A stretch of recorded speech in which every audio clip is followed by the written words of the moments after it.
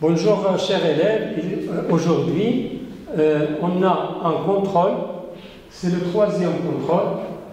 Alors il intéresse trois leçons, la proportionnalité, et les statistiques et la géométrie dans l'espace que vous avez vu dans votre cours. Je répète, alors on a ici trois leçons dans le troisième contrôle. On a la proportionnalité, les statistiques et la géométrie dans l'espace, où vous avez vu le cône de révolution et la pyramide. Alors d'abord, on va lire le premier exercice. Exercice 1. Premièrement, voici un tableau de proportionnalité. Donc ça, c'est un tableau de proportionnalité. La première question, quel est le coefficient de proportionnalité? La deuxième question, calculer la valeur de x et de y. Vous avez un tableau de proportionnalité, alors vous calculez la valeur de x et la valeur de y. La deuxième question, le corps humain est constitué de 60% d'eau. Hakim pèse 55 kg. Quelle est la masse du corps de Hakim qui n'est pas constitué d'eau? Quelle est la masse du corps de Hakim qui n'est pas constitué d'eau? Ça, c'est pour le premier exercice. Deuxième exercice, ça concerne les statistiques. Le premier, c'était des proportionnalités. Le tableau suivant donne le nombre de buts marqués par une équipe en 32 matchs. Une équipe, après avoir joué 32 matchs, alors voici les buts qu'elle a marqués. Alors le caractère, c'est le nombre de buts. L'effectif, c'est le nombre de matchs. Alors 0 but, 4 matchs. Il y a 4 matchs où cette équipe-là n'a pas marqué de but. Un but B match. 2 buts B plus 2 matchs. 3 buts 6 matchs. 4 buts 2 matchs. Et 5 buts 2 matchs. La première question, montrez que B égale à 8. Puis, reproduire le tableau, c'est-à-dire que vous allez le recopier, et vous allez ajouter et déterminer les effectifs cumulés. Vous allez ajouter une autre ligne pour les effectifs cumulés. La deuxième question, calculer la moyenne pondérée de cette série statistique. Voilà. Ça, c'est pour l'exercice du statistique.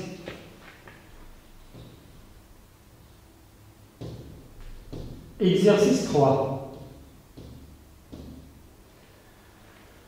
S, A, B, C, D, une pyramide régulière de sommet S et de base A, B, C, D, un carré et d'auteur SH. Une pyramide régulière qui a base quadrilatère, toujours est là la base carrée et la hauteur entre le sommet et le centre du carré. Ici c'est SH. La première question, calculer le volume du pyramide SABCD. La deuxième question, montrer que AC égale 6 cm. Troisième question, on considère le cône de révolution de sommet S et de base le disque qui a pour diamètre AC. Calculer le volume et l'aire latérale du cône de révolution et bonne chance. N'oubliez pas que vous avez 1 heure, alors prenez votre cahier ou bien une de le faire et vous essayez de le faire pendant 1 heure. Après, vous recommencez la lecture de la vidéo.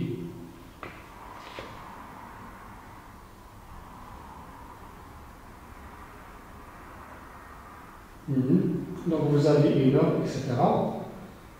On va passer à la correction.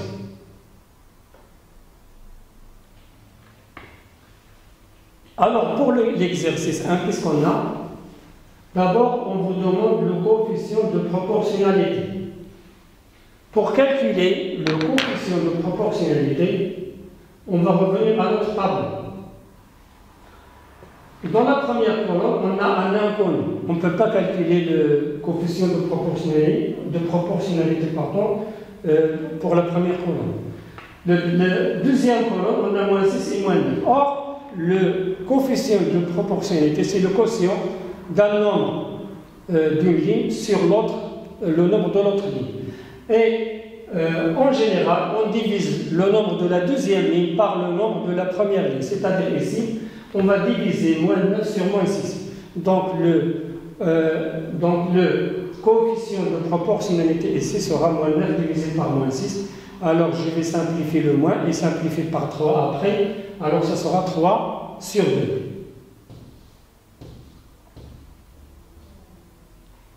Le coefficient de proportionnalité est moins 9 sur moins 6, ça donne 3,5. Ou bien vous pouvez le diviser, ça donne 1,5. Pas de problème. On va calculer x. Puisque c'est un tableau de proportionnalité, alors, et on a moins 9 sur moins 6 égale 3,5, alors 5 divisé par x aussi égale à 3,5. 5 divisé par x aussi égale à 3,5. Ou bien, si vous voulez, le produit en croix, c'est-à-dire moins 9 fois x, vous pouvez faire ça, c'est juste x fois moins 9 égale à 5 fois moins 6. Aussi, c'est juste. Ou bien, comme j'ai dit, 5 divisé par x égale à 3,5, et après je fais le produit en croix, je calcule x. On va voir ça.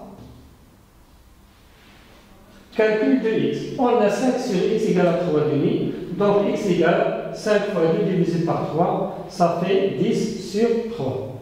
De préférence, on la laisse comme ça, parce que la division de 10 par 3 n'est pas précise. On calcule y. Pour calculer y, on peut faire la même chose. C'est-à-dire, un nombre, comme on a dit, le nombre de la deuxième ligne divisé par le nombre de la première ligne égale 3,5, parce que 3,5 c'est le coefficient de proportionnalité. Ou bien, vous faites le produit en croix, c'est-à-dire moins 6 fois y plus 1 égale à moins 9 fois 18. Vous choisissez ce que vous voulez. Alors pour moi, je vais faire comme ça, comme on a fait avec x, y plus 1 divisé par 18 égale à 3,5. Et après, je fais le produit en croix pour calculer la valeur de y. On va voir la réponse. Voilà. On a y plus 1 par 18 égale à 3,5 et je fais le produit en croix. C'est-à-dire 2 fois y plus 1 égale à 18 fois 3. Et je développe ici, 2y plus 2 égale à 54. Je vais transporter plus 2 au deuxièmement. Et comme on a vu dans les équations, le nombre qui change de nombre change de signe. C'est-à-dire 2y est égal à 54 moins 2, ça fait 52. Et finalement, y est égal à 52 divisé par 2, ça fait 26. Donc la valeur de y est 26.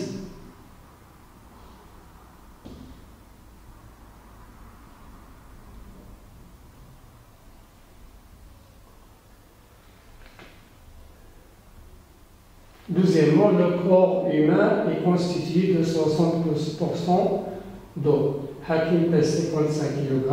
Quelle est la masse du corps de Hakim qui n'est pas constitué d'eau? Alors je vais écrire la réponse.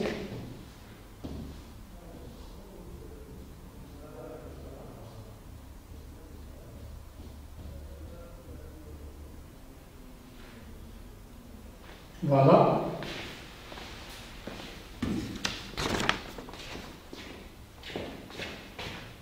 Deuxième question.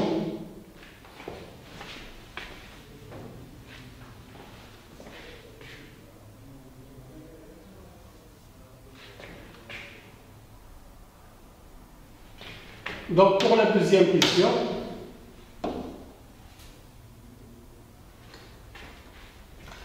le corps humain est constitué de 60% d'eau. Hakim pèse 55 kg. Voilà, il vient en kilogrammes. Et le pourcentage. 55 kg.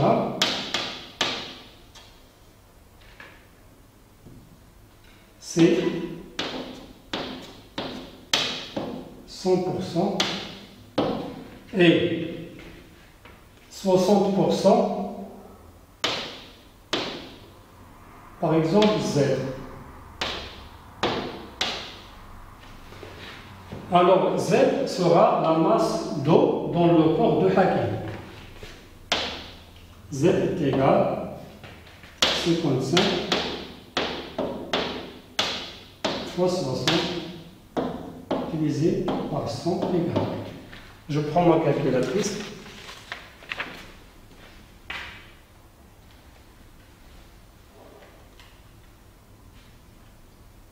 Ça donne 33.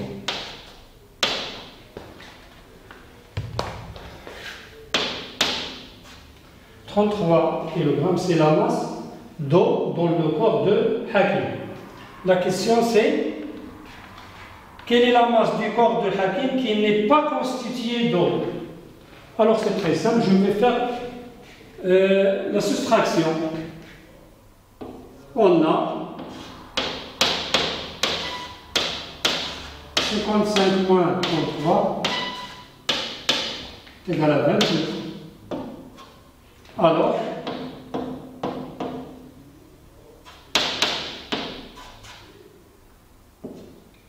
la masse du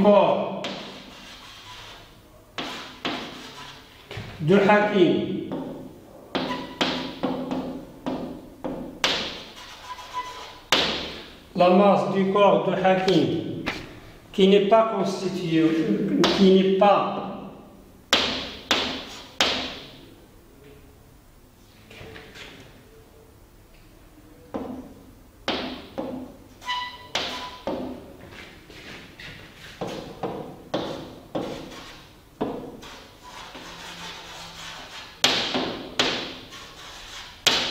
constitué d'eau,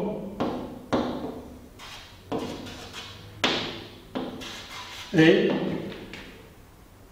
22 kg. Voilà. Donc, dans le corps de Hakim, on a 33 kg d'eau et le reste, c'est 22 kg. Voilà pour cette question-là.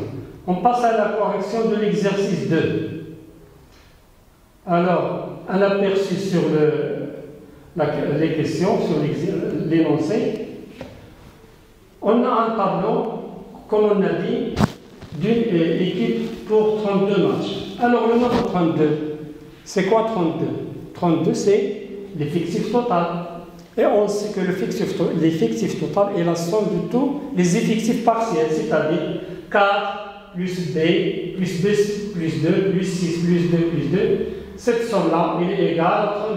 Alors, on aura une petite équation de premier degré d'inconnu B.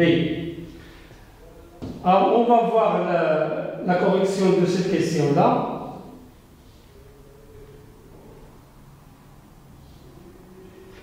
Montrons que B égale à 8. On a 4 plus B plus 2 plus 2 plus 6 plus 2 plus 2 égale à 32. C'est-à-dire, on fait la réduction ici, c'est 2B plus 7 égale à 32. Alors, B égale à 32 moins 16 divisé par 2, ça fait 8. Alors, B égale à 8. Donc, avec la valeur de B, je vais compléter le tableau. Donc, voici notre tableau. Et les effectifs comme on a déjà dit, comment on fait?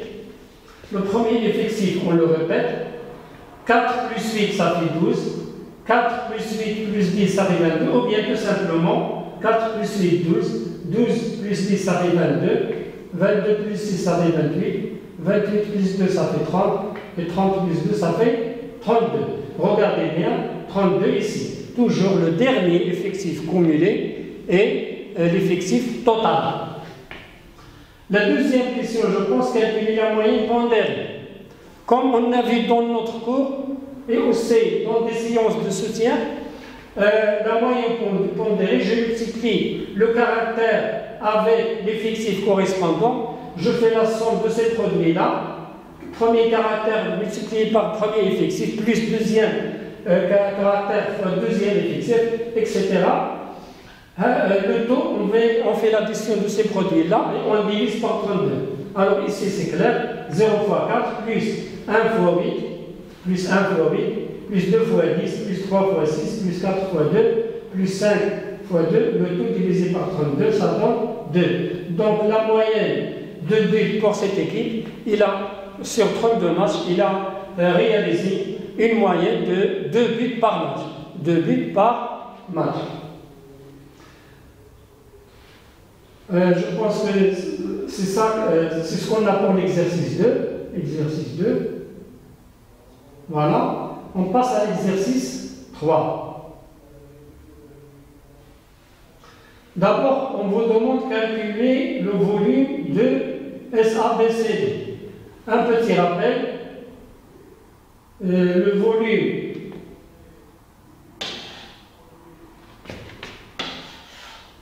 égale 1 tiers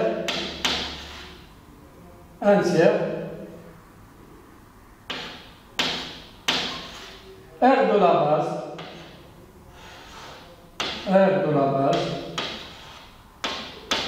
fois la hauteur. Ça c'est la règle pour calculer le volume d'une pyramide. Ici on a une pyramide régulière de base K à base carrée. Or, quelle est l'aire du carré? On va voir la figure. ABCD est un carré. Et on vous donne ça. AB au carré égale à 18 cm². AB au carré, c'est l'aire du carré. L'aire d'un carré, c'est côté fois côté. Ou bien côté au carré, c'est-à-dire l'aire de la base, c'est 18. C'est déjà donné. La hauteur, c'est 4. SH, c'est la hauteur. Alors, on a toutes les données, donc on va directement appliquer la règle et calculer le volume. Alors, c'est la règle du volume du pyramide. Voilà. On sait que le volume de SABCD égale 1 tiers AB au carré fois SH, et je remplace 1 tiers fois 18 fois 4. Alors, je peux simplifier par 3, 6 fois 4, ça fait 24. Donc, le volume est 24 cm3. On va voir notre question. Montrer que AC égale à 6 cm. Alors, ici, ce genre de question, souvent, on va calculer le théorème de Pythagore. On va voir la correction. Montrons alors que AC égale à 6 cm. On a ABCD un carré. Donc ABC est un triangle rectangle en B. D'après le théorème de Pythagore, AC au carré est égal à AB au carré plus BC au carré. Donc ça c'est le théorème de Pythagore. Le carré de l'hypoténuse, égale à la somme des carrés des deux autres côtés. Or, AB égale à BC. Pourquoi AB égale à BC? Parce qu'ABCD est un carré. Donc AB au carré est égal à BC au carré égale à 18. Donc ici, on a 18 plus 18. AB au carré 18 et BC au carré 18. Donc AC au carré égale 18 plus 18, ça fait 36. Et 36, c'est le carré de 6. Et comme la distance est toujours positive, alors AC égale à 6 cm, comme on vous a demandé. Voilà pour la deuxième question.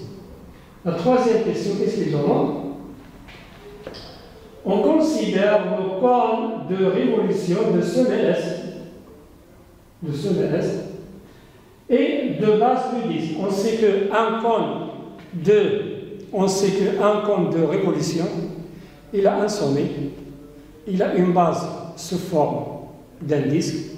Sa hauteur plutôt, c'est la distance qui sépare le sommet au centre de la base.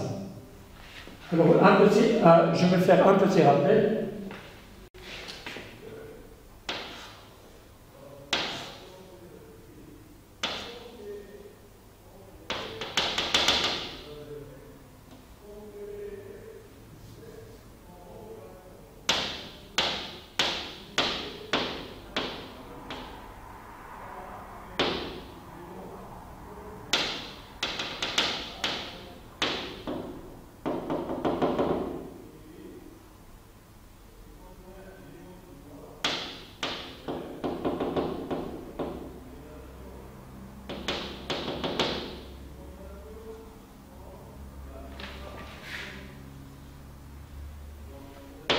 pardon pour R.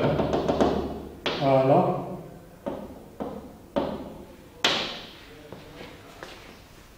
Alors pour le cône de révolution, il a un sommet. Le centre, c'est le centre de la base qui se forme d'un disque.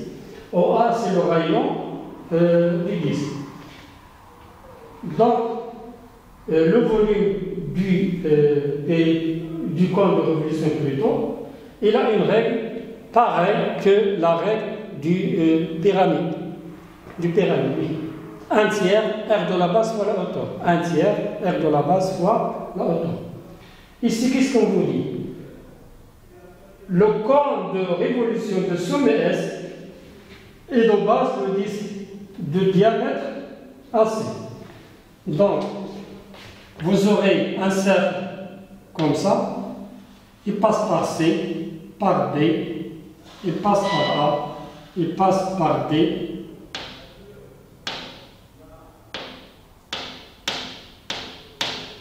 Après, on ne voit rien parce qu'il est de l'autre côté.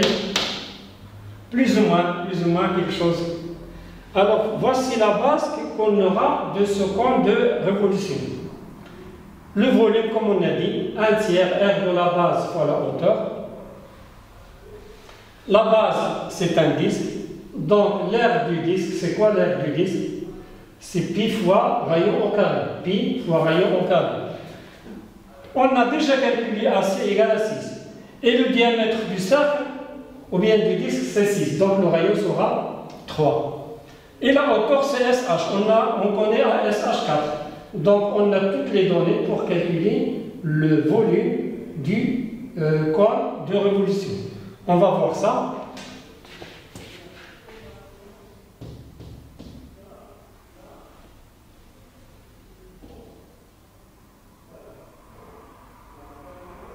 Voilà.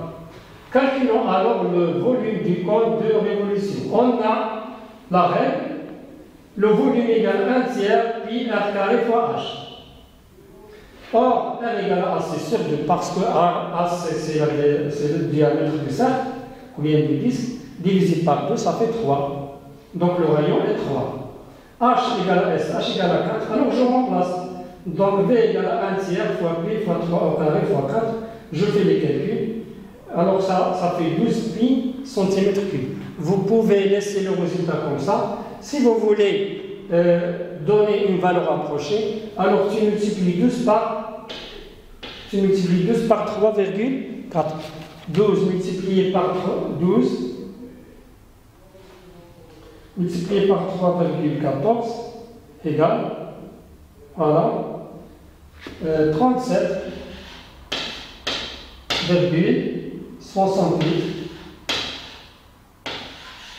centimètres cubes. Voilà. Si vous voulez, ou bien vous laissez le résultat comme ça c'est bien. Il nous reste à calculer l'aire latérale. L'aire latérale, je vais écrire ici. L'aire latérale pour un cône de révolution, c'est pi fois le rayon fois la génératrice. On le note A. Souvent, je le note A. Donc, l'aire latérale égale pi fois le rayon fois la génératrice. Or, la génératrice, c'est quoi? Comme vous avez vu ça dans le logo, voici, je prends ce schéma-là. La génératrice, c'est la distance qui sépare le sommet avec un point du contour de la base. Ici, par exemple, c'est SA.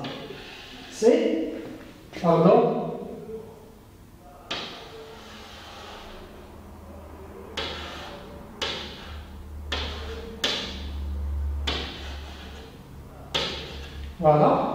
Donc, le triangle SOA est toujours un triangle rectangle en haut. C'est-à-dire, pour calculer A, on va appliquer le théorème de Pythagore. A au carré, c'est l'hypoténuse, A au carré égale SO au carré, c'est-à-dire H au carré plus R au carré. On a cette règle-là, A au carré est égal à h au carré plus r au carré. On va voir tout ça dans le corrigé.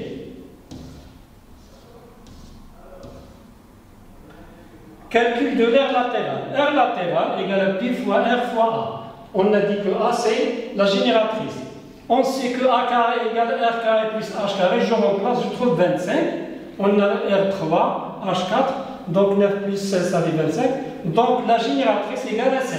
La génératrice égale à 5.